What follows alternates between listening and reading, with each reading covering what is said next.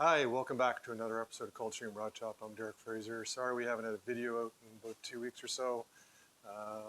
Been waiting for a couple parts, and the daytime job, unfortunately, is getting in the way of more important things to do here.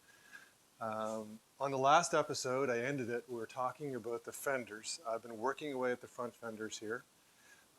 What I've done, I finished all of the body work on the second fender. And then I put a couple coats of high build primer onto it. So it's a polyester primer surfacer. It's just it's mixed basically the same way you would with regular body fill. It's about 2% with this liquid goes into it. You mix it up. I further cut it with, I put another 10% reducer into it, which you can do. I find that it sprays a whole lot better. Because even with a 1.8 nozzle on a gun, I found that the straight mix, it was just too thick. So you can cut it by 10%, and then it sprays just a whole lot nicer, and it actually cleans up nicer afterwards too.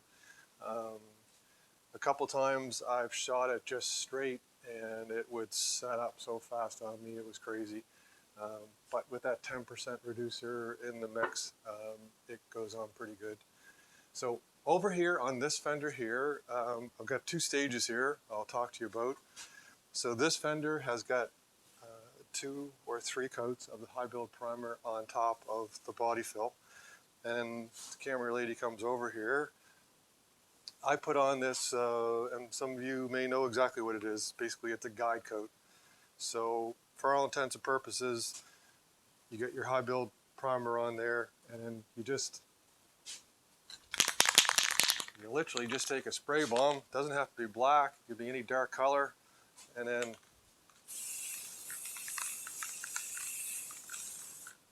you just do that, and you cover the whole fender. The purpose of doing that, for those of you who don't know, by putting like these little dots over it, when you go to sand it, if you have a high spot, you're going to see it right away because you're going to cut it. If you have a low spot, then what'll happen is that you'll be sanding all around it, and then you get a low spot. So what you're doing is just trying to give you that second checkup on whether your body fill was on straight, that you sanded it straight. When I used to build furniture, we used to do the same thing on a tabletop. We didn't use paint. We basically would sand the top and then just take a pencil and go across and then sand it with one grit, and then you do the pencil again and another grit. And what that did was it allowed you to sand it evenly. So on this fender here, I've already sanded it. I put the guide coat on it, and then I've done a full sand with 220. Quite happy with it. I did wind up using a little of the spot putty or spotlight that I've used before, because even though the high build primer will fill in like little tiny imperfections, if you had an air bubble somewhere, it's not quite enough. So I just wasn't.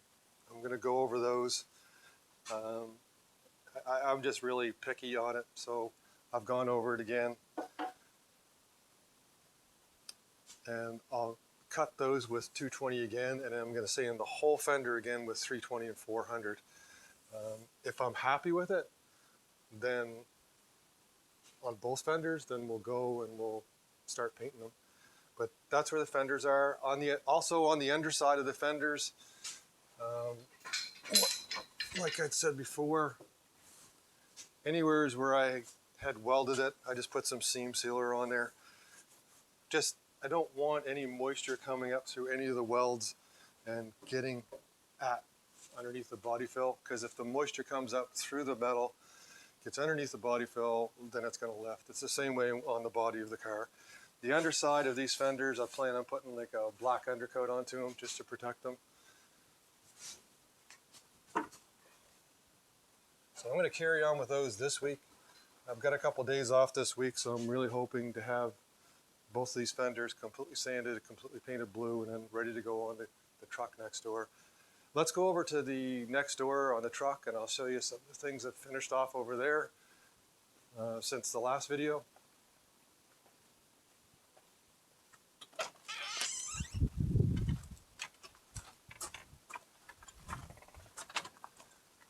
Not a great day here. Had a little bit of rain. Kind of hoping to be a little sunnier, so needs working inside the garage.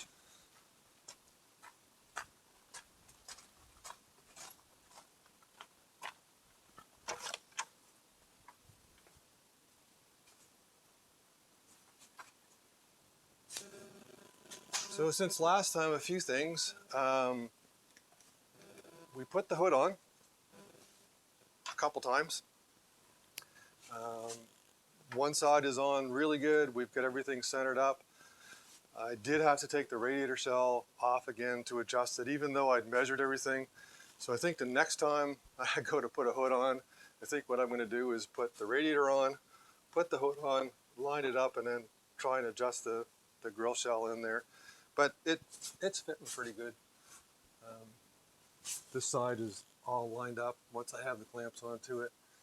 These hoods never fit perfectly, even from the factory, but we're also putting a passenger car hood and a passenger car grill on a commercial body. So there's going to be a little bit of forgiveness there. The other thing we did, we put the windshield frame in. I'll just click it open here.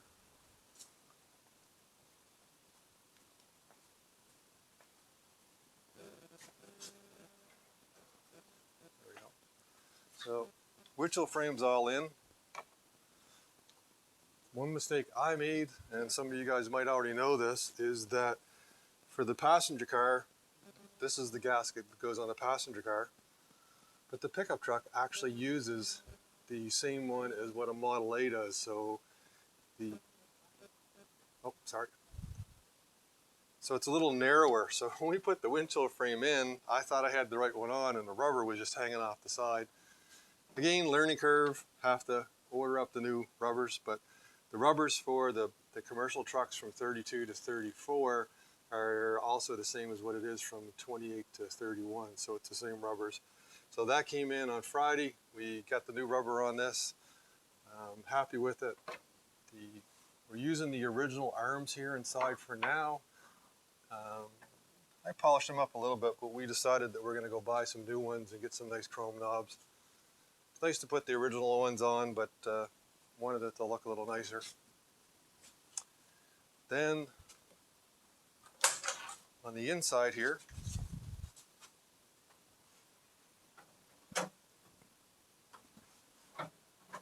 do it quick.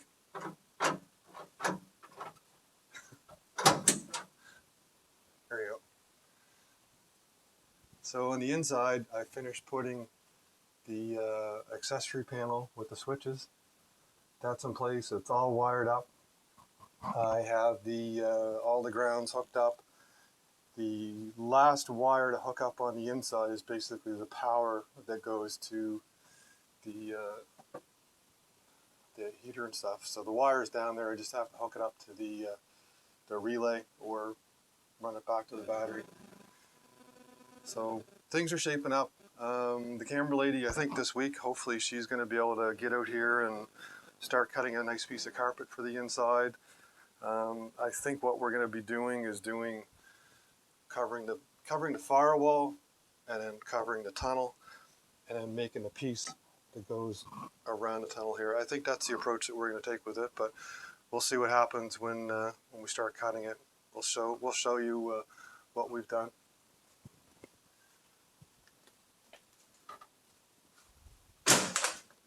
So that's where we are. Oh yeah, my Ford emblem came in.